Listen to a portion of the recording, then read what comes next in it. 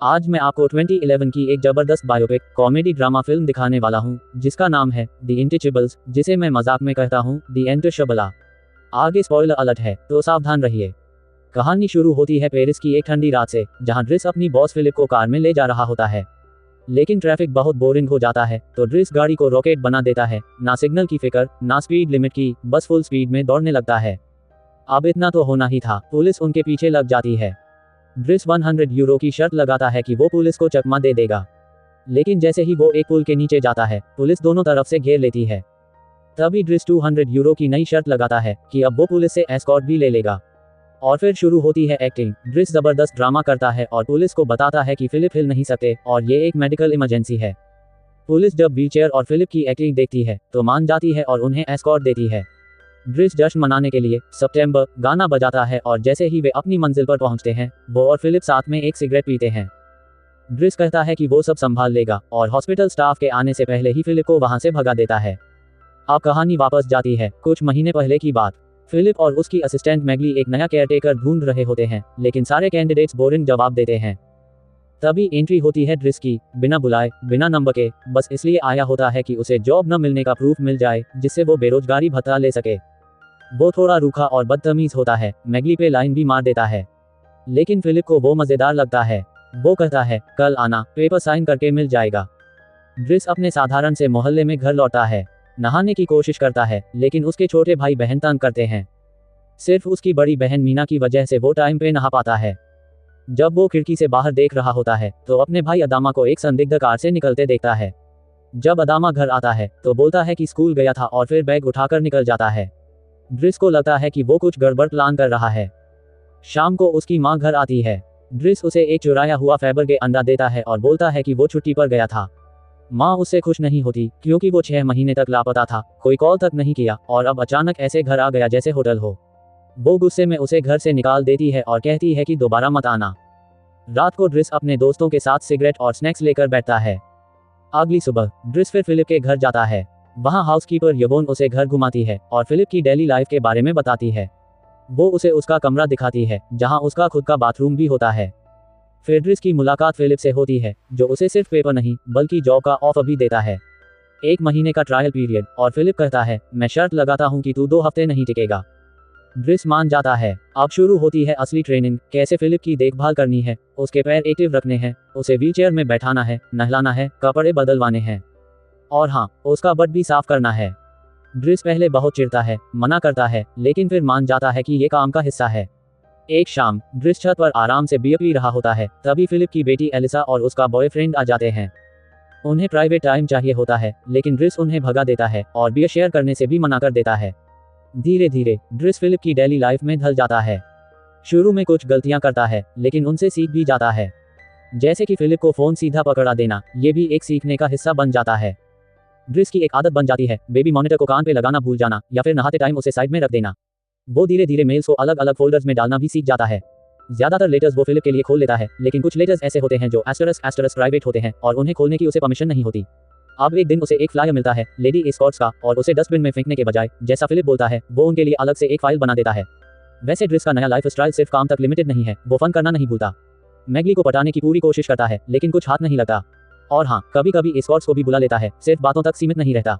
एक सुबह जब यवोन उसे डांटने आती है लेट आने के लिए, तो उसके बैग में कुछ *** हथियार टाइप चीजें मिलती हैं, लेकिन वो उस टाइम कुछ नहीं कहती। उस दिन ड्रिस का काम होता है फिलिप को बाहर घुमाना, लेकिन जब उसे कहते हैं कि फिलिप को वैन में पीछे बिठाना है, जैसे कोई सामान हो, ड्रिस मना कर देता है। वो उसे एक फैंसी कार में ले जाता है, जो घर में पड़ी रहती है, लेकिन चलती नहीं। फिलिप पहले तो कहता है कि प्रैक्टिकल बनो, लेकिन फिर वो भी एक्साइटेड हो जाता है एक तेज और मजेदार राइड के लिए। हाँ, यवोन अभी भी नाखुश है, लेकिन चलो ड्राइव पे तो निकले। अब जब वे बिल्डिंग से बाहर निकलते हैं, तो कोई पड़ोसी गेट के सामने गाड़ी पार्क कर देता है, बिल्कुल उस साइन को इग्नोर करके जिस पे लिखा था पार्किंग मना है।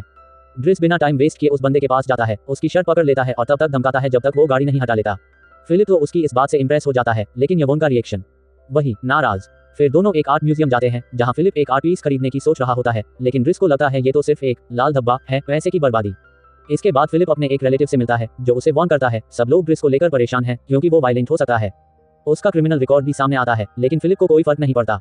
वो कहता है, ड्रिस ही तो है जो उस पे दया नहीं करता, मजाक करता है और लाइफ को नॉर्मल बना देता है। एक बार फिर ड्रिस मैगली को पटाने की कोशिश करता है और एक बार फिर फेल हो जाता है। रात को वो यवोन के साथ किचन में डिनर करता है, वहीं फिलिप मैगली से एक लेटर लिखवा रहा होता है। जब फिलिप कहता है कि ये प्राइवेट कॉन्वो है तो यवोन बेबी मॉनिटर बंद कर देती है। अब यवोन बताती है फिलिप की किसी एलियोनोर नाम की लेडी से चिट्ठीबाजी चल रही है और यही वो लेटर्स हैं जिन्हें ड्रिस को खोलने नहीं दिया गया। लेकिन फिलिप ने एस्टरस कभी भी एलियोनोर से पर्सनली मुलाकात नहीं की है। उसी रात जब ड्रिस सोने जाता है तो बेबी मॉनिटर से अजीब आवाजें आती हैं।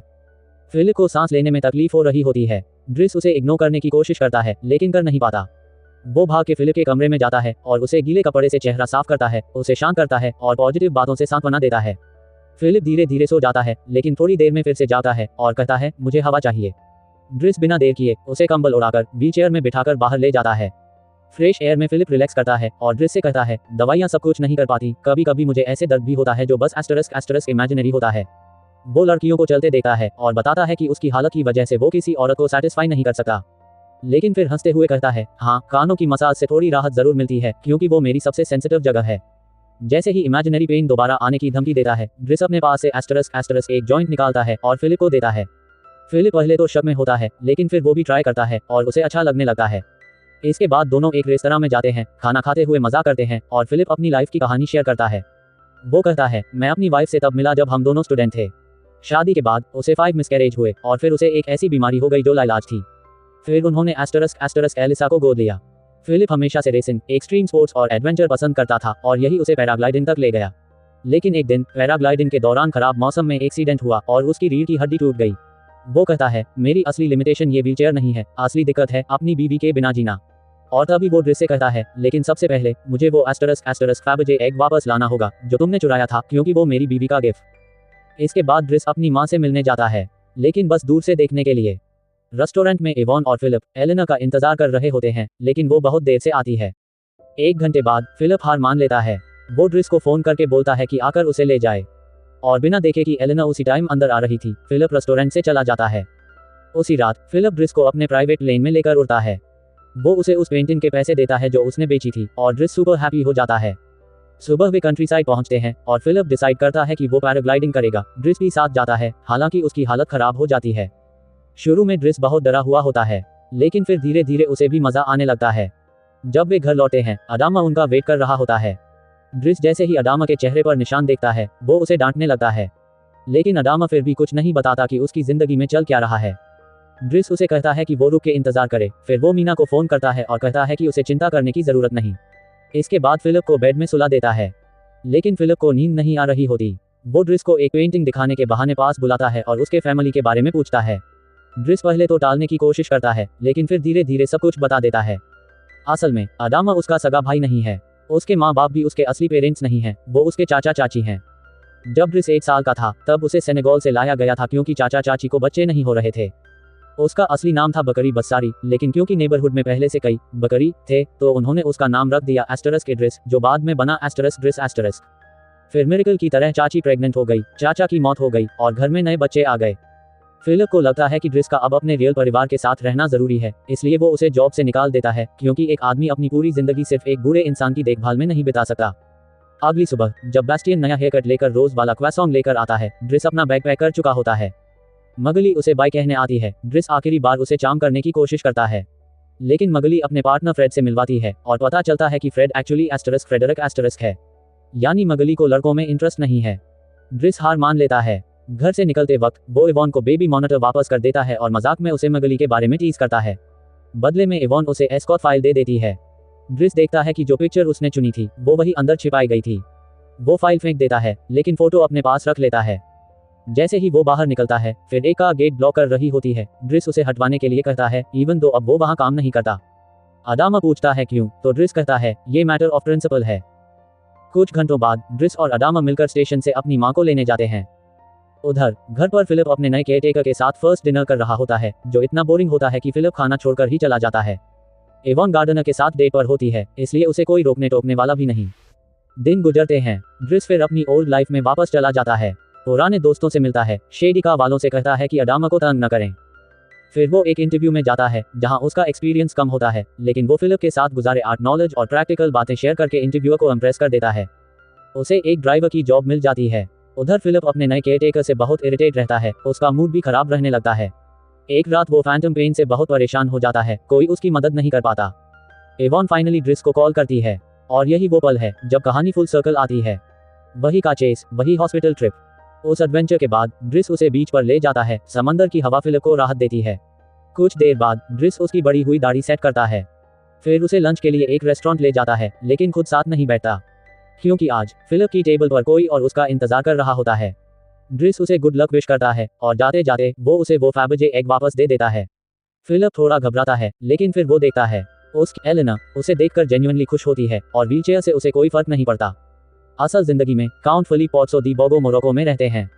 उन्होंने दोबारा शादी कर ली है और उनकी 2 प्यारी बेटियां हैं। वहीं असली ड्रिस, जिनका असली नाम है अब्देल यास्मिन सेलू, अब एक सक्सेसफुल बिजनेसमैन है।